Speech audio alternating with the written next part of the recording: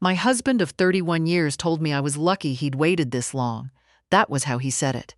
Not that he was leaving, not that there was someone else. Though there was, I found out later, a dental hygienist named Kimberly who was 34 years old and had a laugh he described to our son as light. He said I was lucky he had waited this long, as though he had been doing me a favor all those decades, as though 31 years of cooking his meals and raising his children and sitting beside him in hospital waiting rooms when his mother was dying was something I should have been grateful to get away with. I was 68 years old. I had nowhere to go. The house was his. Technically, legally, in the way that things become true when a man earns more money than his wife and the deed gets written down in one name instead of two. I had worked for 20 years as a bookkeeper for a small insurance agency in Decatur, Georgia, and I had been good at it, but I had also taken 11 years off when the children were young, and those 11 years had a way of following a woman. My pensions was small. My savings were smaller. When my husband handed me the divorce papers across the kitchen table where we had eaten 10,000 dinners, I sat very still and thought, I have $3,800 and a 2009 Honda Civic with a cracked dashboard. I did not cry in front of him. I want to be clear about that. I waited until I was in the Civic, in the driveway, with the engine running, and then I cried until I couldn't see the steering wheel.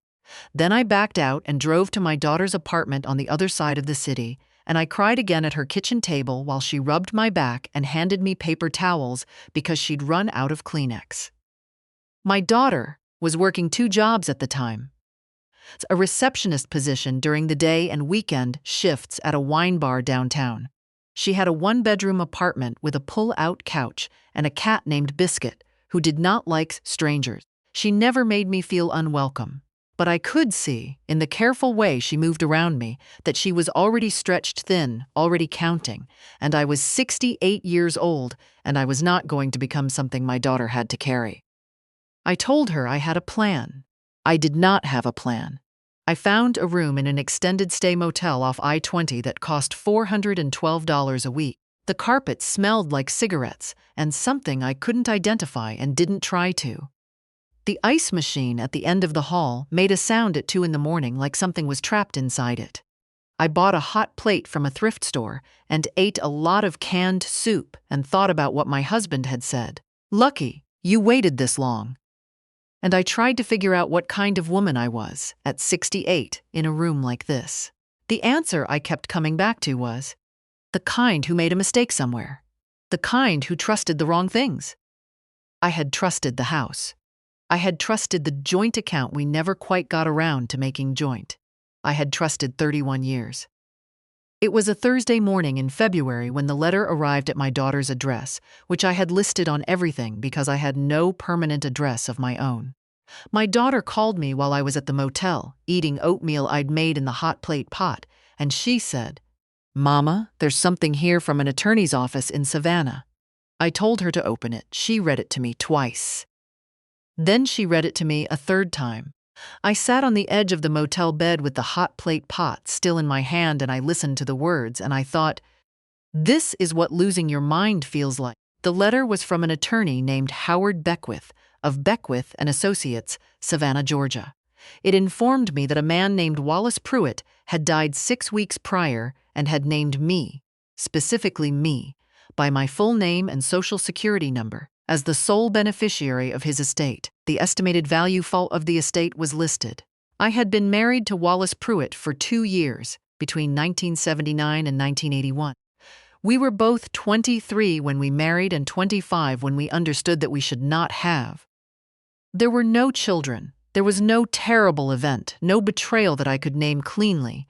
Only the slow discovery that 2 people can love each other and still be wrong for each other in ways that don't show up until you're living inside the same 4 walls. We divorced. I moved back to Atlanta. I did not speak to Wallace again for 43 years. The estate was valued at $4.2 million. There was a condition.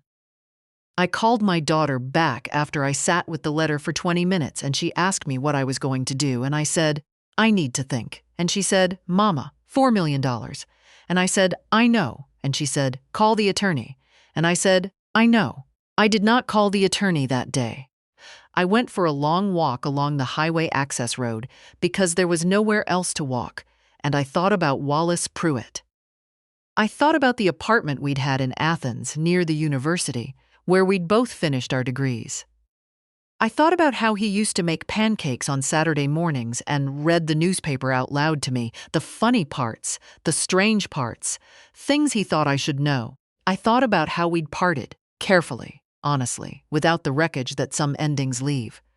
I had thought about him occasionally over the years, the way you think about a chapter that closed gently. I had not thought about him in a long time. Why me? That was the question I couldn't move past. Why, after 43 years of silence, had Wallace Pruitt written my name into his will?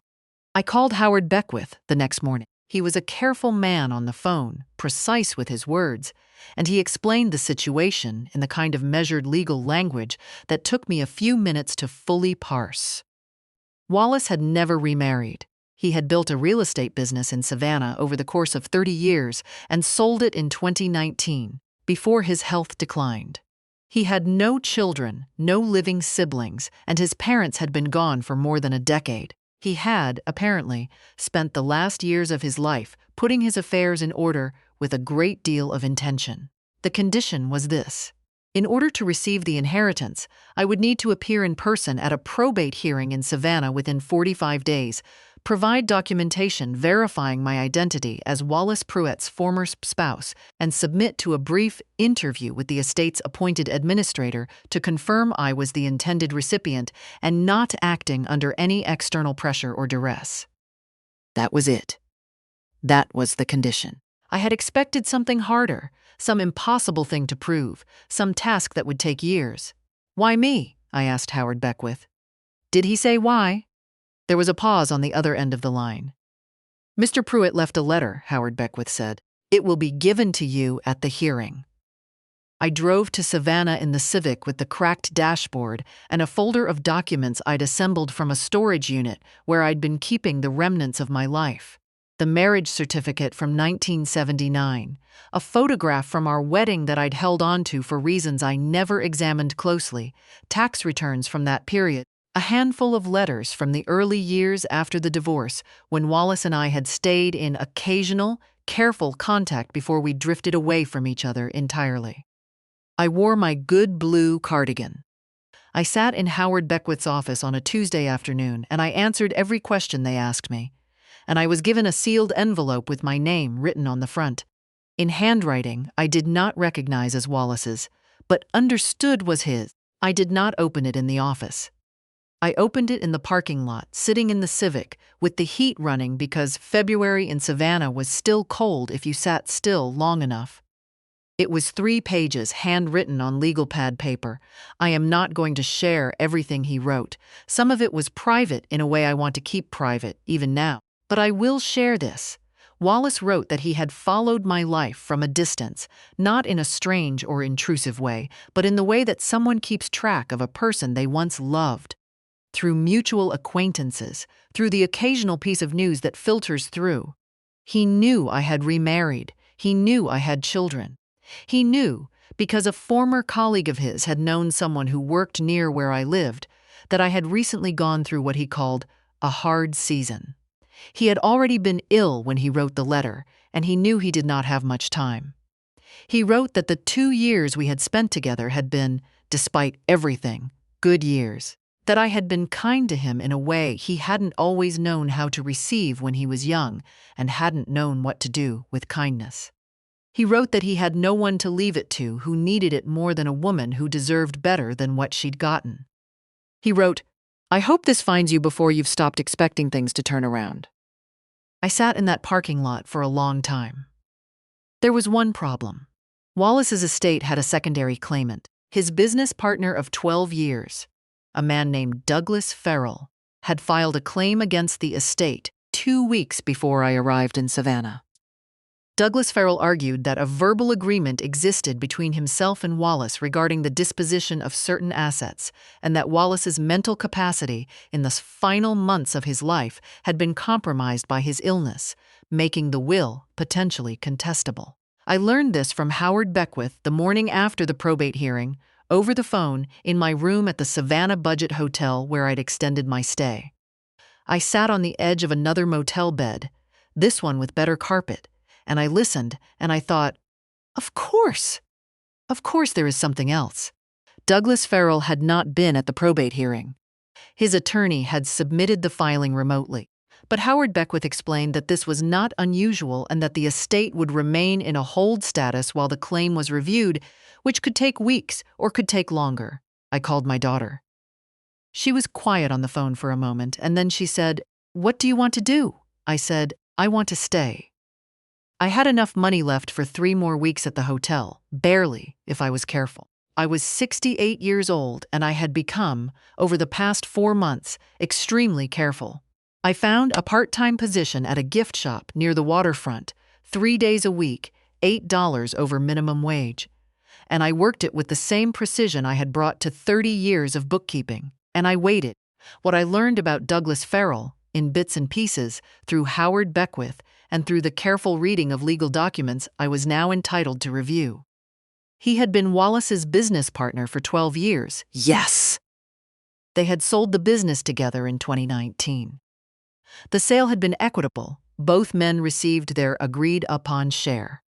After the sale, Wallace had reduced his contact with Douglas significantly. Howard Beckwith, when I asked him directly, said only that Wallace had reassessed certain relationships in the final chapter of his life. What I also learned, Douglas Farrell had visited Wallace 3 times in the last year of Wallace's life, always when Wallace's home health aide was not present. After each visit, Wallace had called Howard Beckwith.